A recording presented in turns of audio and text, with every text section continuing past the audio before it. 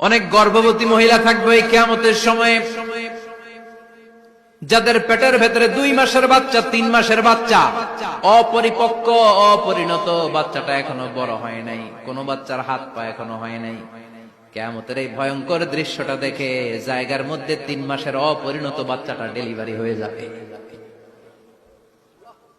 আল কারিআ মাল কারিআ ওমা আদরাকা মাল। পৃথিবীর যখন এরকম দৃশ্য, আল্লাহ তাআলা ইসরাফিলকে বলবেন, ইসরাফিল তোর তো 3টা ফুৎকার দেওয়ার দায়িত্ব ছিল, দিয়েছে কয়টা? চিল্লায় বলেন কয়টা? এবার আল্লাহ বলবেন, এবার দ্বিতীয় ফুৎকার দে। কয় নাম্বার ফু দিবে?